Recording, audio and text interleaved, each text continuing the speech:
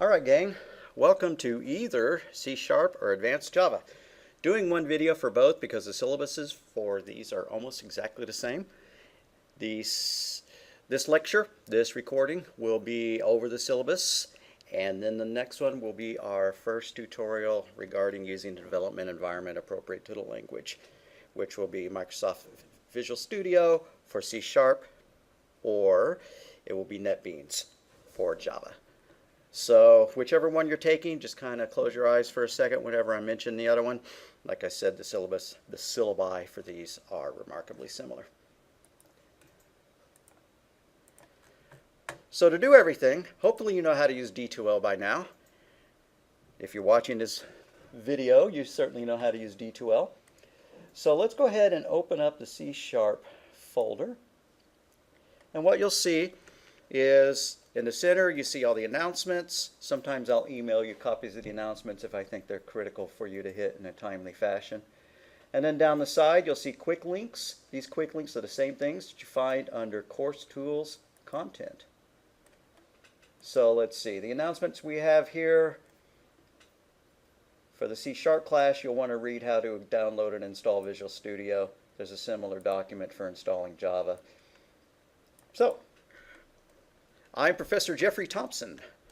Please feel free to contact me anytime, day or night, at that phone number. I prefer text. You can call me or you can email me. And don't worry about waking me up. I know how to silence my phone. You can call me at 3 a.m. I'll get back to you as soon as possible. And who knows, I might be awake then. So what you want to do, how to start. Using the quick links to the right or by selecting contents under the course menu. Here's the quick links. You have to kind of scroll up to see them. You're going to want to click Start here, and you want to read the syllabus and the README file. Let's go do that. Start here, syllabus, and README.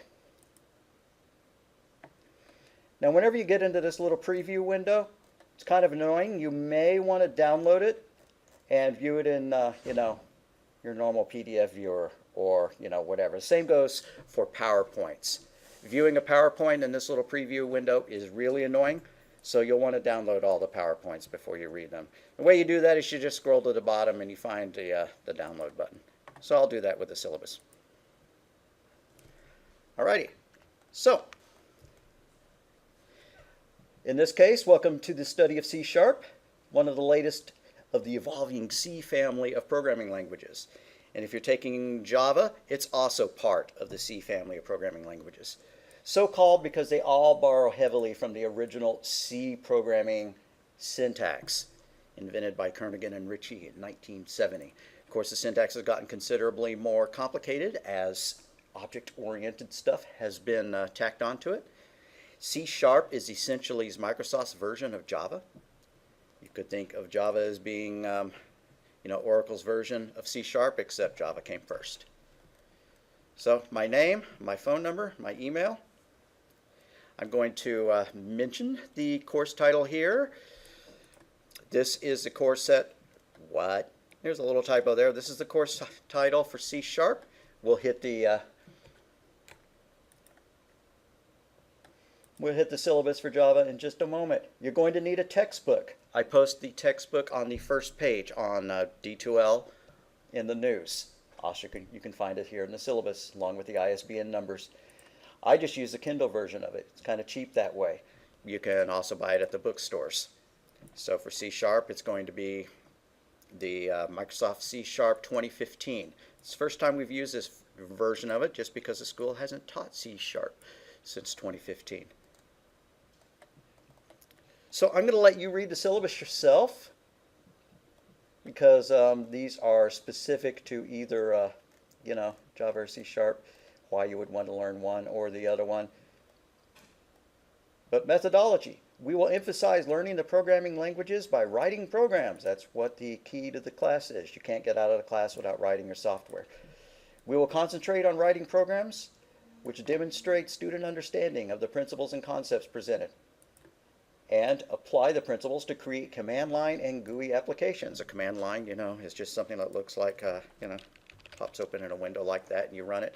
Actually, it'll be in, when you're using it in NetBeans, it'll be in a little corner of NetBeans when you run it. So the coursework will entail tutorials, such as this that you're watching here. We will post 1 or 2 of them, hopefully 2 of them per week. The tutorials will consist of things that I want you to type in as I type them along up here, along with the PowerPoints that I study, that I show you, and so on. And you can download the PowerPoint yourself for review, of course. So you'll see the video lectures. The tutorials will be part of the video lectures. There will also be homework assignments, quizzes, and exams. And all of this will be available through D2L. There'll be a link in contents where all the videos are posted. Look for the videos to be posted on Tuesdays and Thursdays. Or if it looks like one of those is going to be missed, I will post about it. So the grading scale, pretty traditional. 9 and above is an A, 80 and above is a B, 70 and above is a C, and so on. The only caveat is that you must complete 50% of the programs. So even if you totally ace the quizzes, totally ace the exams, totally ace the, everything, and it looks like you might have a passing grade or whatever, you have to complete 50% of the programs, of the homework assignments, or else you can't pass the course. Because this is an applied skills course. You're going to learn how to use the language of choice. Student support services. If you have special needs, disabilities, then contact the Student Access Services, previously known as the Office of Disability Services. It's in the brand spanking new Learning Resource Center in room 106, or call this number, 733-7373, to ask questions or schedule an appointment. I'm happy to comply with anything that I can do to accommodate your needs, but all accommodations must be approved by Student Access Services. So you'll just need to go there and provide some documentation, and they'll help you cook up, a list of what you might need me to provide additionally, and I'll be glad to do so. So grading policies. Programming assignments must at least compile and run to get any credit at all. That means no syntax errors in it. You will know if your program compiles or runs or not. If you try to run it and it just flat out doesn't run, the development environment gives you an error, you'll know that it's not ready to turn in. You could turn it in anyways, but you're not going to get any credit for it. If you get in such a state, text me a picture of the screen showing the error. Usually I can spot the error right away and give you a quick turnaround on it. So partial credit may be awarded for homework assignments that do not meet full criteria. If it's supposed to calculate pi and it tries to calculate pi, but due to a programming error, it calculates pi as being 4.0 rather than 3.14159. Maybe partial credit. Maybe the algorithm was right, and with just a few changes, it would give you the right answer. Then you will get offered the chance to revise the program to get more credit. So it's important, even if it's not totally working, to go ahead and get it in. Upload it, get partial credit. It's better than a 0 on it. And if you do that, and I can tell you what's wrong with it, then go ahead and revise it and upload it again.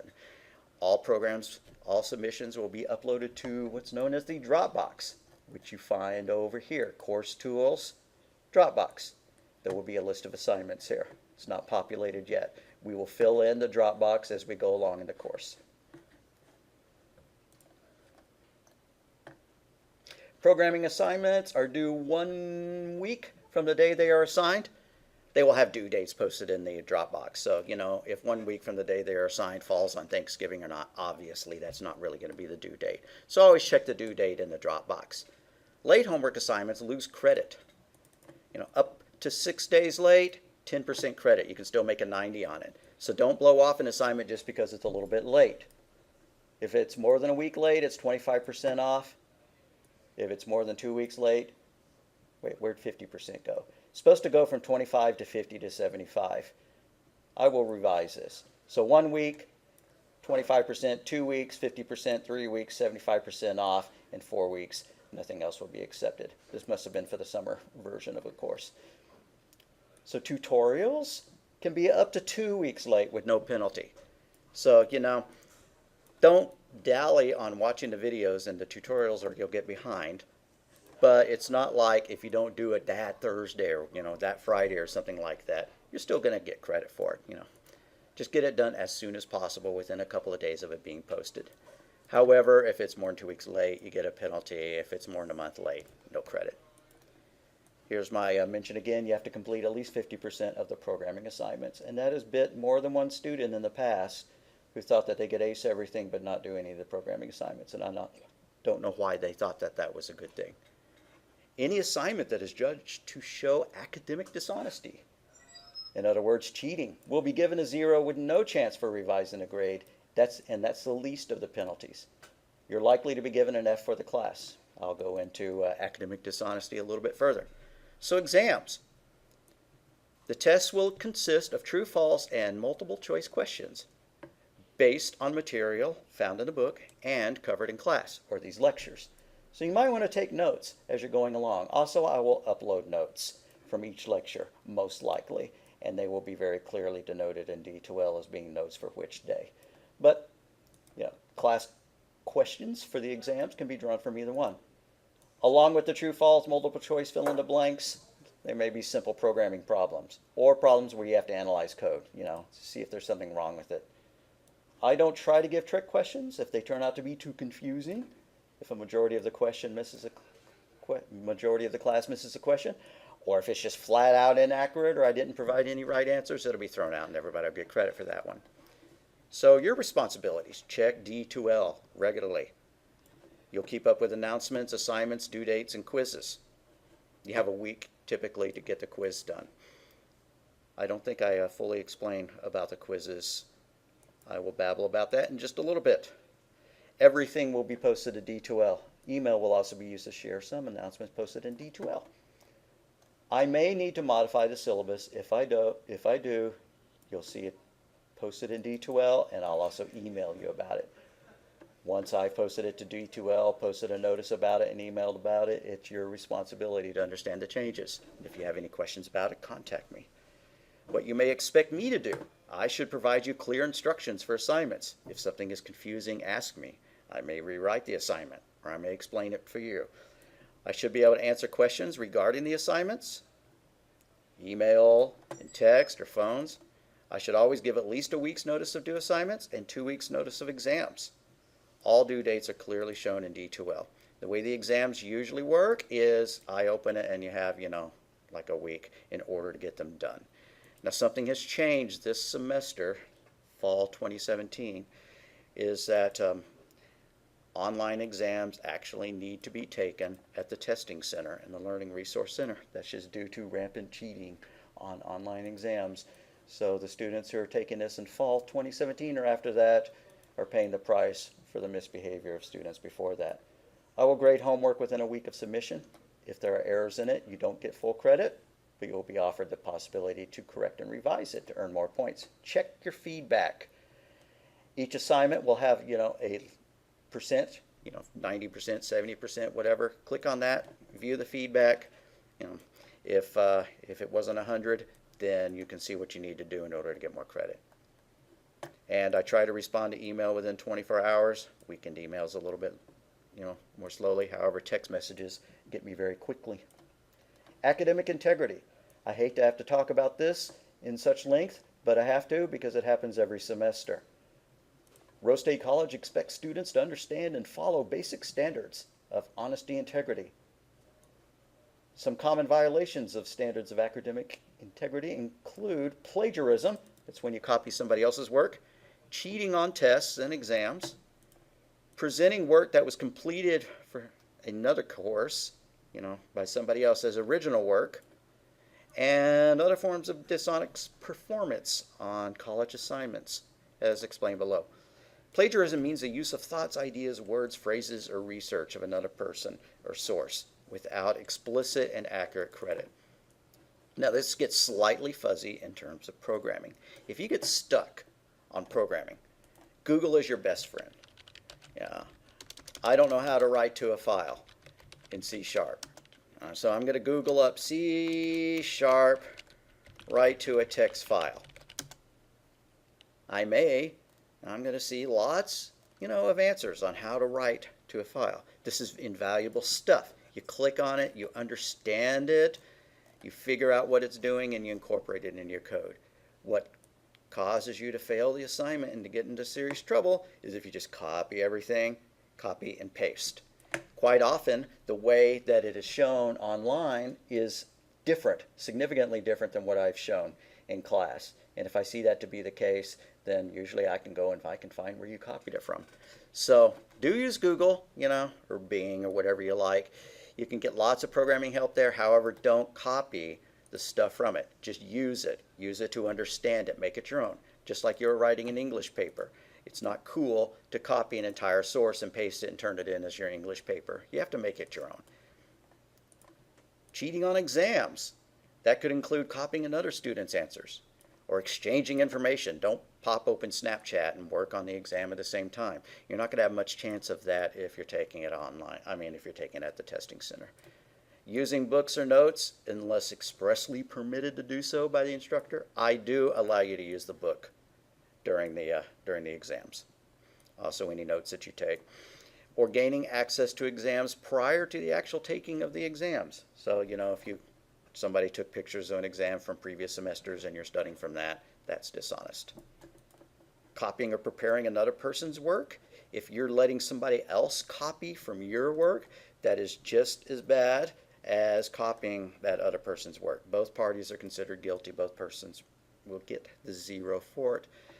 And this happens more often than you would expect, because two people start working on the same program and one of them says, hey, can I look at your code? I don't know how to do this. I need to check my work. And so the other person says, yeah, sure. They show you the work. You copy the whole thing. You submit that, without even making any changes, or maybe you just make a few, hoping that I won't notice. That's academic dishonesty. That's cheating. Your work needs to be your own. If you get stuck, the best thing to do is to ask me for help. Consequences. Consequences would be that you get a 0 on the assignment or the exam, which would really kill your grade, with no chance for raising a grade. You earn a 0 on the exam, that's really going to tank your grade, A to a C or something like that. Also, the division dean will be notified, who will help me decide if you need to get an F for the class. Also, notice that the infraction will be sent to the Director of Student Conduct. This is serious business. All right. Information about withdrawal, incomplete grades, those policies are all found in the 2017 Student Handbook. This should be a valid link to it. Yep.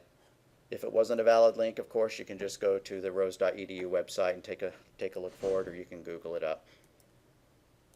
All right. So that syllabus was for C#. The syllabus for Java is almost identical, except it gives you the book for Java, and it explains what you're going to learn for Java rather than for C#, the reasons for doing so. So let's go to the next document.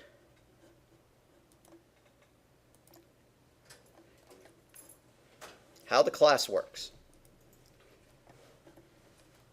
And again, I'm going to download this. I always recommend downloading the document and viewing it in whatever viewer your machine. Every week, I will be giving 1 or 2 lectures in a classroom environment. You are welcome to attend. It's 3 o'clock for the Java students, 3:30 for the C# students. So 3 o'clock Mondays and Wednesdays for Java, 3:30 Mondays and Wednesdays for the C# students. It'd be really cool if you were here, because you get to ask questions if you sit through it. On the other hand, you took an online course maybe because you can't be on campus. Totally understand that. But some students will be here. So it's worth coming in if you think you need the classroom environment. Some people took the online environment only because they thought that there wasn't going to be a classroom version of it offered. And certainly for C# that is true. I believe that to be true for Java as well this semester. So if you wish to attend these lectures, here they are. That's the time for C#. Java is 30 minutes earlier. So I will videotape each lecture, just like you're looking at now. It's going to be a copy of the screen, and you'll get my voice. You don't get to see my face, but that's probably to your advantage. You will need to watch the lecture. You will type along with what is shown in the video. This constitutes a tutorial. If I want to show you how to write to a file using a specific mechanism, then I will type in code that shows you how to do it. Later on, when you have homework, it will be based on what we did in the lecture and the tutorial. So once you have completed the lecture, just go ahead and upload that file, the C file or the Java file, to the appropriate Dropbox for that day. That will indicate that you watched and understood the lecture. If you didn't understand it, ask me. If you didn't understand it, ask me questions.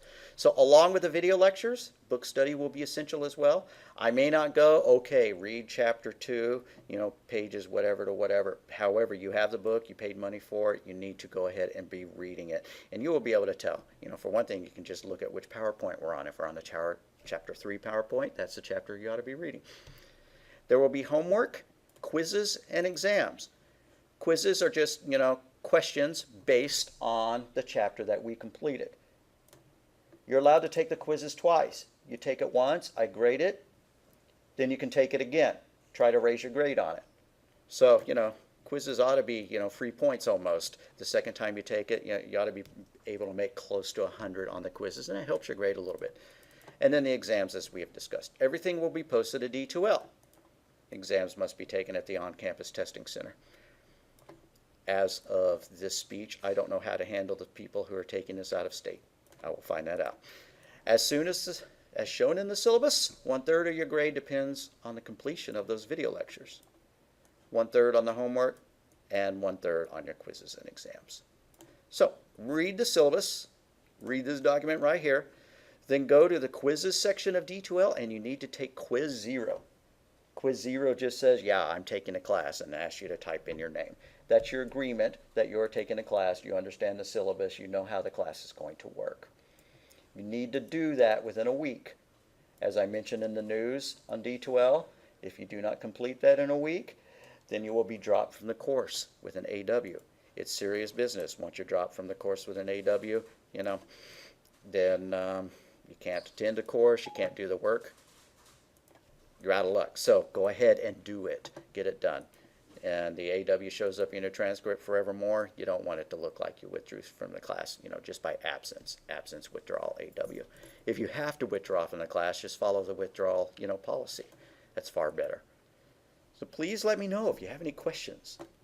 Text or call that number. All right, and that's my name.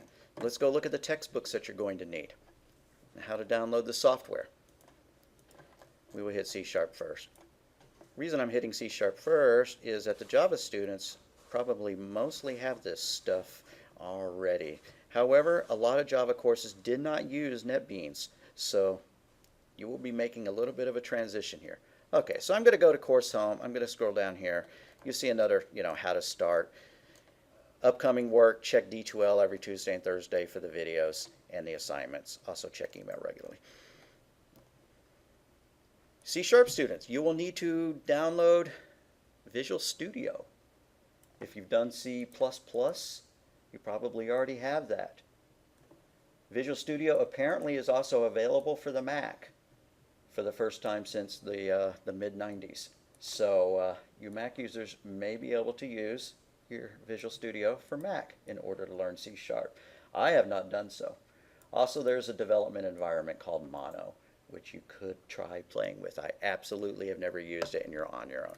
So what you really want to do is use a Windows development environment. Here are the instructions for how to access the site to do so. It's called Imagine, formerly DreamSpark. Here's how to log it in. Every CIT student has access to Imagine to download Visual Studio and other software. So just follow the registration process. You'll get email after doing so saying that you have access. If you have any questions, you're going to need to ask Arlene Haynes about it. There's also other software available to you. At DreamSpark, not only is there Visual Studio, there's Microsoft Project, all sorts of software there. They just don't offer the Windows software there. Lots of other stuff. So you don't get the Office suite there, but lots of other stuff to look at. So while you're looking at getting Visual Studio, you can peek around. And VMware. Some courses may require you to install VMware, which is a virtual, machine for running multiple instances of an operating system, available for Windows and Mac. Also, if you want to try to get Microsoft Office for free, give it a shot. Here's a link for it. I've never tried it. Arlene notes that it is not supported by the Rose State Business Division. Might not work. Give it a shot. Also, if you're interested in poking around, Python, you can download Python here. The Java students absolutely will need to go and install NetBeans, which I will mention next. Okay, C# class, you're done with the video. Go and do quiz 0. That's your assignment for today. And then check Thursday's lecture. All right, now, Java students, let's go and look here. All right, so again, I posted the book. There's the book information, which you can find in the syllabus. I use the Kindle version of it. You can get it at the Rose Bookstore, order it online, whatever. The beginning of the class information is all the same. The PowerPoints can be found in the content section for the class. You will need to get NetBeans. You will need to use it. You already know how to use it with a text, with TextPad or whatever. You're still going to learn NetBeans. If you've been using a text editor, it's time to upgrade to a professional development environment, because in the real world, everybody uses an IDE, whether it's NetBeans or whatever.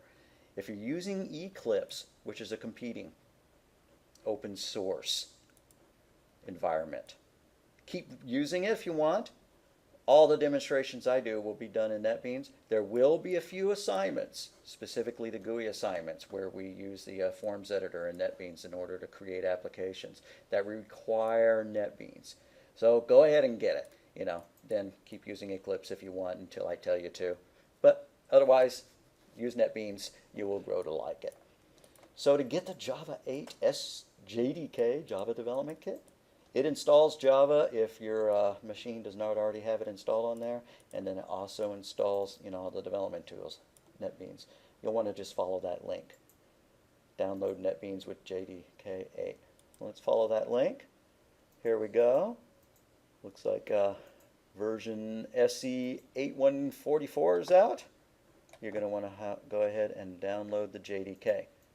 JDK includes both Java and NetBeans, so that's what you want. I'm not going to walk through downloading it. If anybody gets absolutely stuck, I can help you with it. I may make a separate video if you do get stuck. Download process should be the same whether you're using Linux, Mac, or Windows in order to do your development. All right, that's pretty much it. Get NetBeans installed as soon as possible. Your first homework assignment is going to be to prove that you have Java development, environment installed. So you're just going to create, a simple hello world kind of thing. And then we're going to do something else a little bit better than that, because after all, you are advanced students. So if you have any more questions, call me, text me, email me, and I'll be talking to you in another couple of days.